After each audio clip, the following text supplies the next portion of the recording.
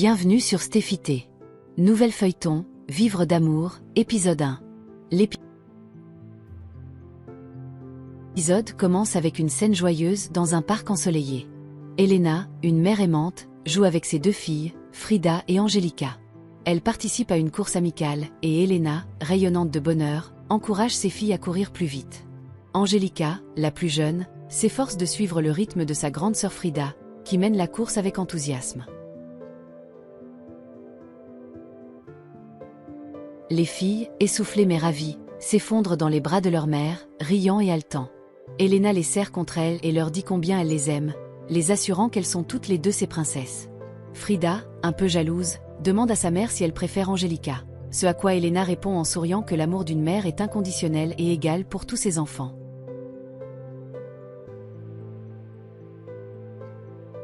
La famille décide ensuite de se rendre au stand de nourriture du parc. Les yeux des filles brillent de plaisir à l'idée de choisir des jouets et des snacks. Frida et Angelica courent vers un stand de jouets, où elles examinent attentivement les poupées colorées exposées. Frida choisit une jolie poupée aux cheveux blonds et aux yeux bleus, tandis qu'Angelica préfère une poupée brune avec une robe rouge scintillante.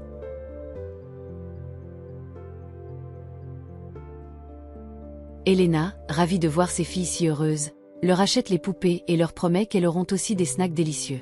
En parallèle, la scène se déplace pour montrer une autre famille, celle d'Alma et de son mari. Ils sont en deuil de leur fille Rebecca, décédée récemment de la méningite. Alma, brisée par la douleur, semble incapable de continuer à vivre normalement. Elle passe ses journées à pleurer et à se lamenter, se demandant comment elle pourra jamais surmonter cette perte tragique.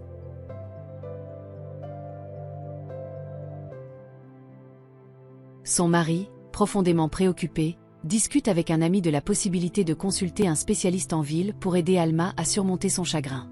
L'ami suggère de ne pas attendre, car la santé mentale d'Alma semble se détériorer rapidement. Retour dans le parc, Elena et ses filles s'installent sur un banc pour manger. Angelica, excitée, montre sa poupée à Frida, mais Frida, encore jalouse, commence à bouder.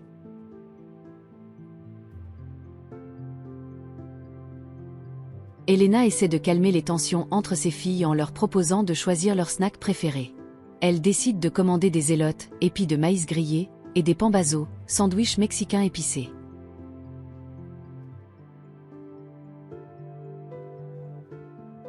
Le père part chercher la nourriture, laissant Elena et les filles sur le banc. Pendant ce temps, les filles continuent de se chamailler doucement, Frida accusant Angelica d'être la préférée de leur mère. Elena, patiente, explique à Frida que l'amour ne se divise pas mais se multiplie. Soudain, l'ambiance paisible du parc change. Le père revient avec les snacks, mais il réalise rapidement que les filles ne sont plus sur le banc.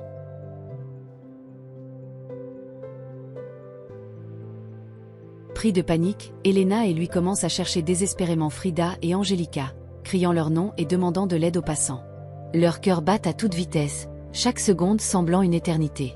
Elena, le visage marqué par l'inquiétude, court dans toutes les directions, espérant retrouver ses filles. Un passant informe les parents qu'il a vu une poussette rouge avec une petite fille passer rapidement. Paniqué, il se dirige dans la direction indiquée. Le père, déterminé, trouve la poussette et confronte l'inconnu qui la pousse.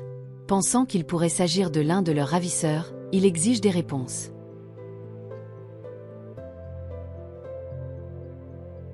Une altercation s'ensuit, et dans la confusion, un coup de feu retentit.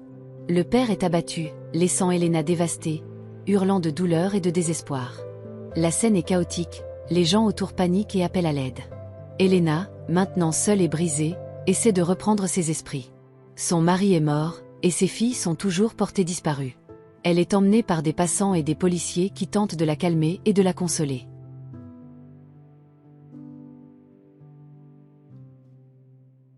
Elena, effondrée, refuse de croire à ce qui vient de se passer. Ses larmes coulent sans fin alors qu'elle murmure les noms de ses filles, priant pour leur sécurité. Voyons Elena dans un état de choc profond. Son ami proche arrive et tente de la réconforter, mais Elena est inconsolable. Elle pleure la perte de son mari et la disparition de ses filles. Son ami, désespéré, essaie de la ramener à la réalité en lui parlant doucement, en lui rappelant qu'elle doit être forte pour ses filles.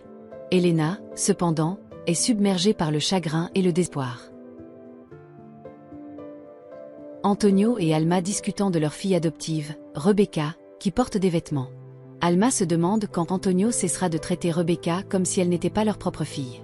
Rebecca, perturbée, exprime son désir d'être avec sa véritable mère, provoquant une réponse émotive de la part d'Alma. La scène se passe dans une voiture, avec des tensions palpables entre Alma et Antonio, alors qu'il essaie de calmer Rebecca. Alma exprime son désespoir de ne pas pouvoir être acceptée comme mère par Rebecca. Rebecca, quant à elle, est agitée et confuse, ne reconnaissant pas Alma comme sa véritable mère. La scène se déplace brusquement à un moment de chaos et de danger. La famille est en proie à une situation de survie, peut-être après un accident ou une tentative d'enlèvement. Rebecca est en danger, et Alma et Antonio essaient désespérément de la sauver. Un retournement dramatique se produit lorsque Rebecca est retrouvée saine et sauve après avoir été séparée de ses parents. Alma remercie Dieu pour ce miracle, convaincue que Rebecca est réellement leur fille. Cependant, la découverte est empreinte de tristesse, car d'autres victimes de l'incident ne sont pas aussi chanceuses. De retour chez eux, Antonio et Alma tentent de reprendre une vie normale avec Rebecca. Mais les souvenirs de l'incident et les doutes sur l'identité de Rebecca pèsent lourdement sur eux. Alma refuse de croire que Rebecca pourrait ne pas être leur fille, tandis qu'Antonio reste sceptique.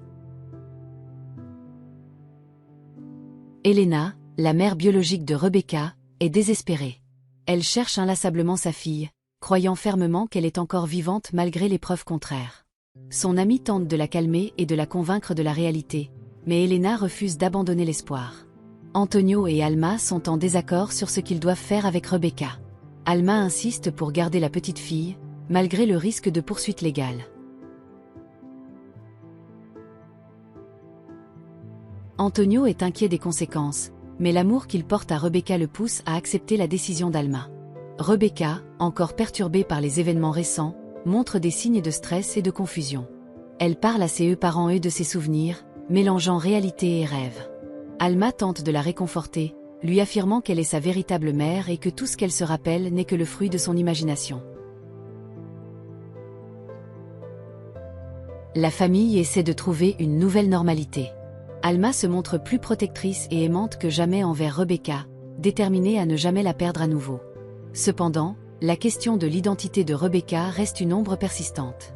L'épisode se termine sur une note émotionnelle, avec Alma berçant Rebecca pour l'endormir, lui chantant une berceuse.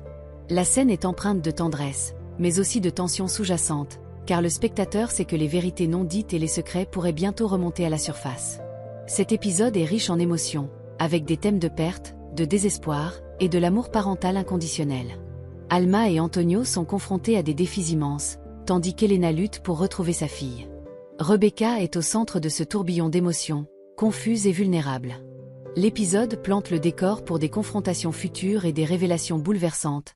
Merci d'avoir regardé cette vidéo, c'était Stéphité pour vous servir. N'oubliez pas de vous abonner à la chaîne, de partager et d'aimer la vidéo, à la prochaine pour une autre épisode.